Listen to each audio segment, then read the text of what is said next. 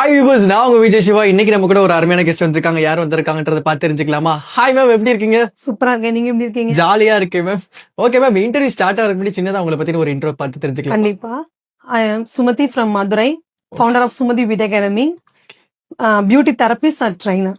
Super ma'am. Beautician பண்ணிட்டு இருக்கீங்க இல்லையா? ஓகே, இந்த பியூட்டிஷியன் பண்ணதுக்கான மெயின் மோட்டோ என்னன்னு தெரிஞ்சுக்கலாமா? பெண்கள் தான். பெண்களுக்கு அழகா இருக்கிறது ரொம்ப பிடிக்கும்.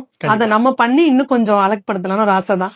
ஓகே, அதுல ஏதாவது சின்னதா ஏதாவது ஒரு விஷயம் உங்களுக்கு ட்ரிகர் பண்ணிருக்கலாம்? என்ன எந்த மாதிரியான விஷயங்கள் உங்களுக்கு ட்ரிகர் பண்ணுச்சுன்னு தெரிஞ்சுக்கலாமா? பிசினஸ்னாலே ட்ரிகர் இல்லாம இல்ல. அதே போல பெண்களுக்கு சொல்ல போனா ஒரு பிசினஸ் ஸ்டார்ட் பண்றதுல இருந்து கடைசி வரைக்கும் ட்ரிகர் இருந்துகிட்டே தான் இருக்கு.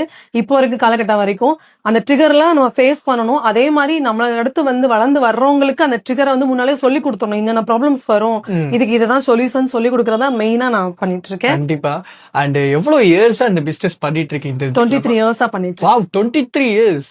பரவாயில்லையே மேம். 23 இயர்ஸ்ல எவ்வளவு ஸ்ட்ரகிள்ஸ் ஃபேஸ் பண்ணிருப்பீங்க நீங்க? நாள் ஒன்றுக்கு குறைஞ்சது 10 ஸ்ட்ரகிள்ஸ் வந்துட்டு தான் இருக்கு. போன் கால் மூலமா அந்த மாதிரி நிறைய இஷ்யூஸ் வந்துட்டு தான் இருக்கு. பர்டிகுலரா சொல்லணும் அப்படின்னா நம்ம கூட இருக்கிறவங்களே நிறைய ஸ்ட்ரகிள் பண்ணுவாங்க. எப்பயுமே யாரும் வளர்ந்தா யாருக்குமே பிடிக்காது இல்ல, அந்த மாதிரி நிறைய இருந்திருக்கு. இப்ப பிசினஸ் ஸ்டார்ட் பண்ண 2வது வருஷத்துல இருந்தே கிளாஸஸ் எடுக்க ஆரம்பிச்சிட்டேன். எனக்கு நான் ஒரு விஷயத்த பண்றதோட அடுத்தவங்களுக்கு அதை சொல்லி கொடுக்கறது எனக்கு ரொம்ப பிடிக்கும். அப்போ பாத்தீங்கன்னா நிறைய பேர் என்ன சொன்னாங்கன்னா படிக்கும் போது யாருக்கும் தெரியக்கூடாது, உங்ககிட்ட படிக்கிறது அந்த ரூம்குள்ள நம்ம மட்டும் தான் இருக்கணும்.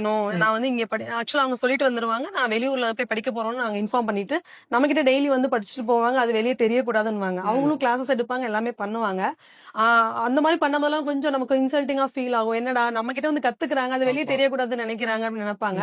ஆனா அவங்க எல்லாம் இப்ப என்ன பண்றாங்கன்னா, இப்ப வளர்ந்து வந்ததுக்கு அப்புறம் என்ன பண்றாங்கன்னா வழிய பேசுறாங்க.